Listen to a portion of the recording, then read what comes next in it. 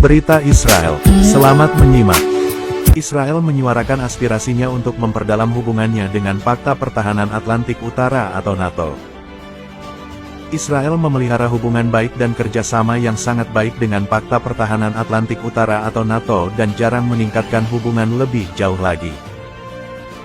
Perdana Menteri Israel Benjamin Netanyahu menjamu Wakil Sekretaris Jenderal NATO Mircea Geoana di kantornya di Yerusalem, di mana ia menyoroti visa Israel NATO, khususnya Republik Islam Iran. Saya sangat senang melihat teman lama saya, dan sekarang, Wakil Sekretaris Jenderal NATO. Kami memiliki hubungan yang sangat baik dengan NATO dan kerjasama yang sangat baik, dan saya berharap dapat meningkatkannya lebih jauh lagi. Kita mempunyai peluang besar bagi perdamaian di wilayah kita, namun kita juga mempunyai tantangan besar, terutama dari Iran dan tentu saja dari wilayah lain juga. Saya pikir baik Israel dan NATO bekerja sama di kedua sisi untuk mencegah atau menghilangkan bahaya dan memanfaatkan peluang. Wakil Sekretaris Jenderal NATO pada bagiannya menandai awal baru dan hubungan antara sekutu Rusia dan Israel. Karena baik Yerusalem maupun organisasi yang bermarkas di Brussel tersebut yakin akan kekhawatiran yang sama. Saya di sini untuk menandai awal baru dalam kemitraan yang sangat kuat antara NATO dan negara Israel. Kami mempunyai banyak kekhawatiran yang sama dengan Israel. Kami melihat rezim otoriter seperti Iran, Korea Utara, dan Rusia memberikan tantangan terhadap keamanan kami baik di Eropa maupun di Timur Tengah. Saya di sini untuk menegaskan kembali minat kuat yang kami miliki dalam membangun kecanggihan teknologi yang luar biasa di negara besar Israel. Saya memimpin inovasi di NATO dan melalui kemitraan baru yang akan kami luncurkan dalam beberapa minggu ke depan, saya tahu bahwa kami akan membangun kemitraan kami ke tingkat berikutnya. Dan saya merasa sangat terhormat berada di Israel, negara yang kami kagumi, hormati, dan berharap dapat bekerja sama lebih dekat lagi. Bertemu dalam rapat dengan Wakil Sekretaris Jenderal NATO Geoana, Perdana Menteri Netanyahu melakukan percakapan telepon dengan Presiden Ukraina Volodymyr Zelensky.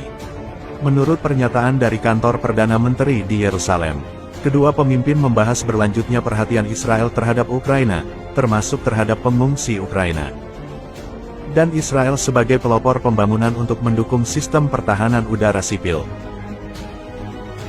Penting untuk menyoroti sistem pertahanan udara sipil, yang mengacu pada sistem peringatan dini yang sangat canggih dan terbukti mampu berperang, yang memperingatkan masyarakat umum sebelum melakukan serangan udara untuk mengatakan bahwa tindakan pengeboman akan terjadi, dapat memberikan warga sipil cukup waktu untuk mencari perlindungan. Dan meskipun Israel akan memberikan sistem peringatan dini ke Ukraina, bersama dengan bantuan kemanusiaan lainnya, ketegangan masih terjadi antara Kyiv dan Yerusalem, karena ada surat kesepakatan yang menolak Israel memberikan pertahanan udara, yaitu sistem pertahanan udara Iron Dome, yang berdampak pada pertimbangan keamanan nasional Israel. Kesabaran penting untuk menjelaskan bahwa pertimbangan utama peran tersebut terkait dengan penolakan mereka untuk mengirim sistem pertahanan udara ke Ukraina. Terutama berasal dari reaksi yang diperkirakan akan terjadi di front utara, di mana Moskow dan Yerusalem mempertahankan mekanisme koordinasi yang terikat.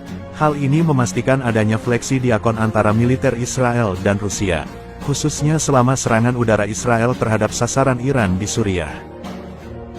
Meskipun mekanisme ini tentu saja merupakan kepentingan Yerusalem dan Moskow, jika konflik dan mekanisme ini ditarik karena dukungan militer Israel terhadap Ukraina, hal ini tidak diragukan lagi akan meningkatkan kemungkinan salah perhitungan yang akan berhubungan terhadap terjadinya konflik antara Israel dan Rusia di Suriah.